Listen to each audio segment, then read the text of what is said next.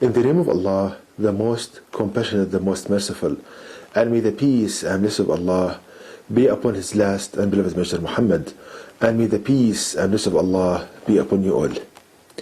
The title of this lecture is The Cure for Excessive Fear from the Guidance of the Quran. Now, excessive fear and anxiety is a main problem with people nowadays. And in this lecture I will show how to find the cure for this problem. Now, in general, any problem a person faces, the way to deal with it is threefold. Firstly, to identify the symptoms of this problem.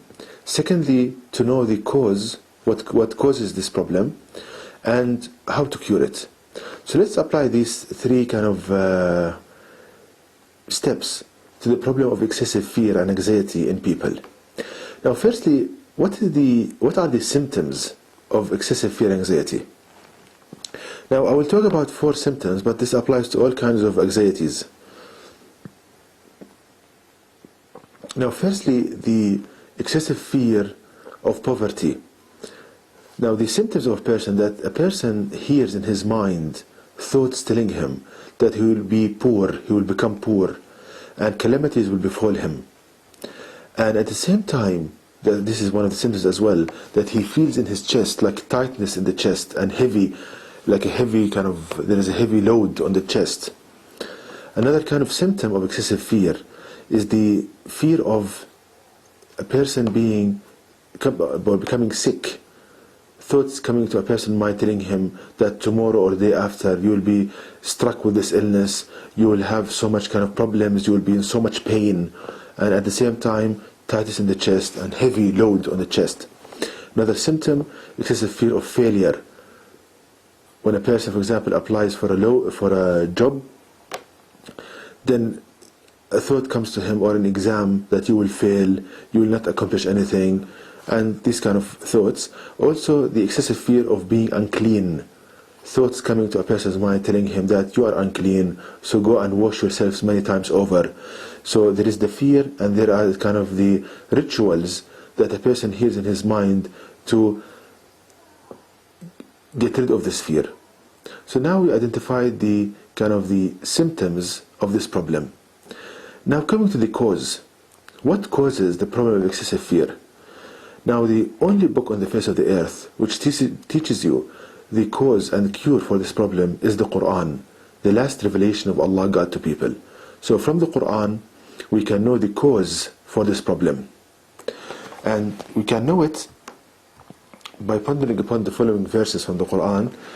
Firstly, verse 175 of chapter 3 of the Quran, which reads, "It is only Satan that suggests you the fear of his supporters and friends, so fear them not, but fear me if you are believers." So here Allah the Almighty is telling us one of very important facts about Satan, that he engenders fear in people. That Satan, he produces and engenders fear in a person. So this is one thing that we'll come back to in a minute. The other verse in the Quran, which verse number 268 of chapter 2 of the Quran, which reads, "Satan threatens you with poverty and orders you to commit sinful acts, whereas Allah God promises you forgiveness from Himself and bounty, and Allah God is all sufficient for His creatures' needs, all knower." So from this Quranic verse we learn that Allah is telling us that Satan threatens you with poverty, meaning he produces the fear of poverty in a person.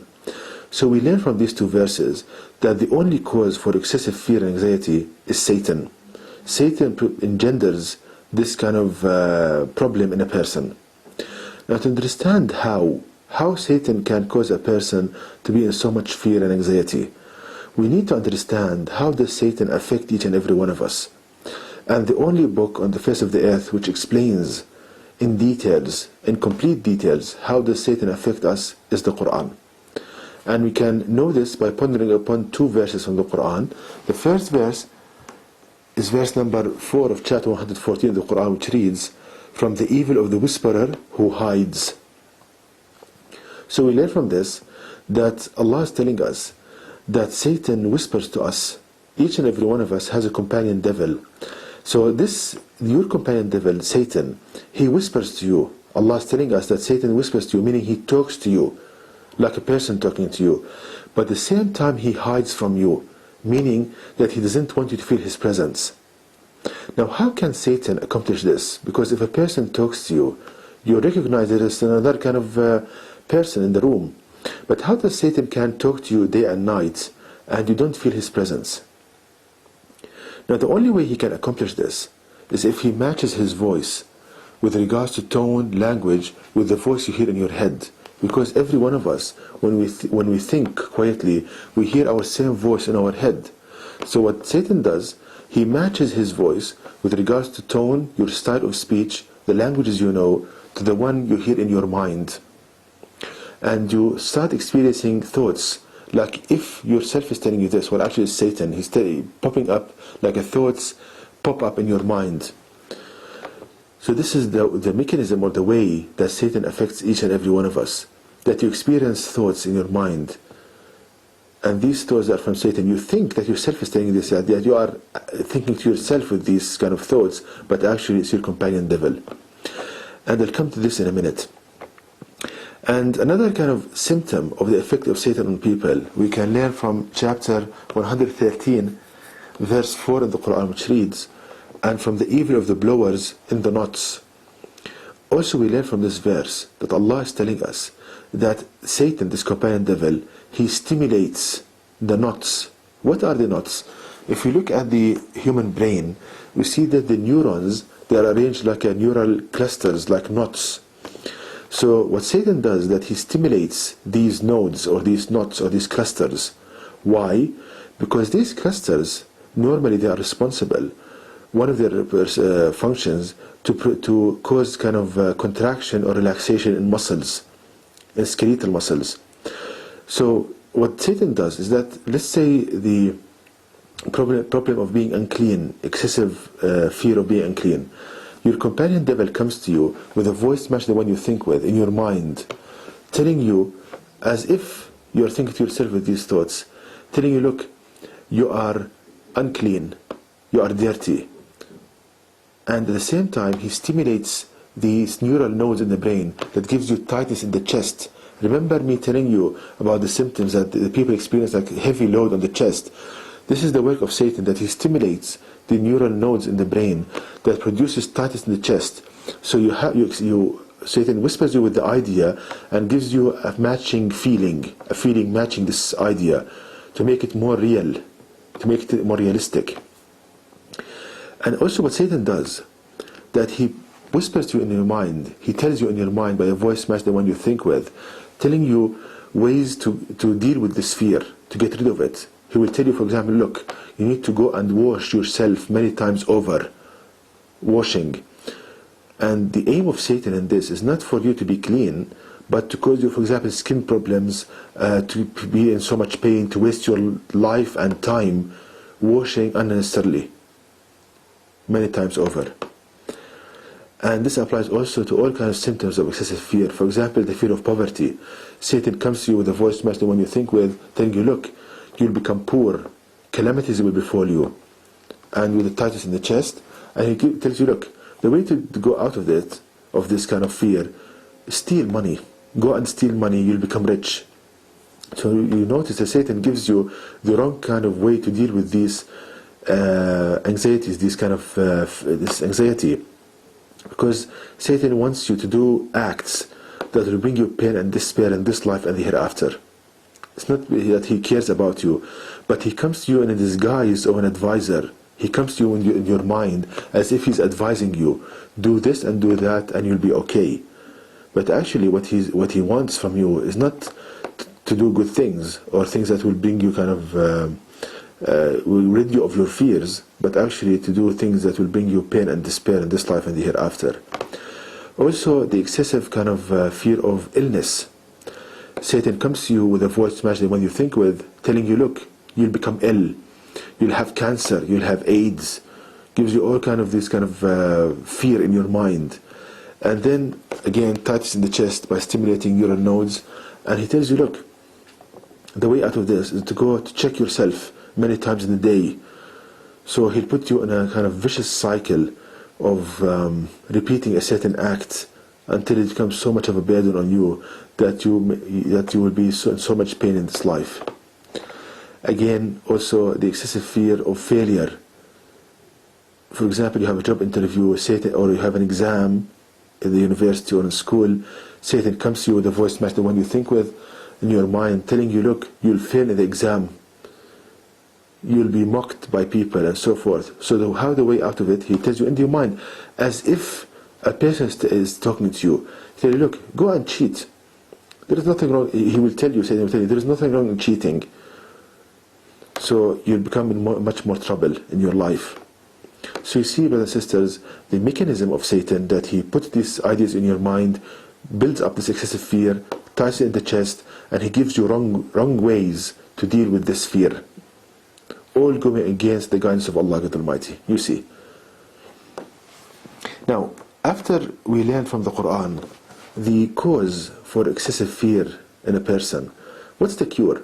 Also, the Quran, the book of mercy of Allah God Almighty to people, gives you the cure. And we can find the cure in 2 verses in the Quran. We see, brothers and sisters, that something that people fail to do, Allah gives us the answer in few minutes. So the first verse that gives us the cure for this, verse number 168 of chapter 2 of the Quran, which reads, O people, eat of that which is lawful and good on the earth, and follow not the footsteps of Satan. Verily, he is to you an open enemy. So here Allah God Almighty is telling us that Satan to us is an enemy, and also is telling us, do not follow the footsteps of Satan, meaning that the cure for this problem of excessive fear, do not believe nor carry out what Satan is telling you in your mind. For example, Satan is telling you that you are unclean with a voice match when you think with. Don't believe that. Now you know that the voice is not yourself, is not coming from yourself, it's from Satan. It's an enemy for you. He wants to waste your life. Don't believe these thoughts, and do not carry out what he's telling you. Go and wash yourself many times over. Do not do that. Simple as that. The cure, expose the Satan and do not follow what he's telling you. As simple as that. The other the other verse that gives us more details on this, verse number 201 of chapter 7 of the Quran, which reads, Verily, those who are pious, when an evil thought comes to them from Satan, they remember and then they see.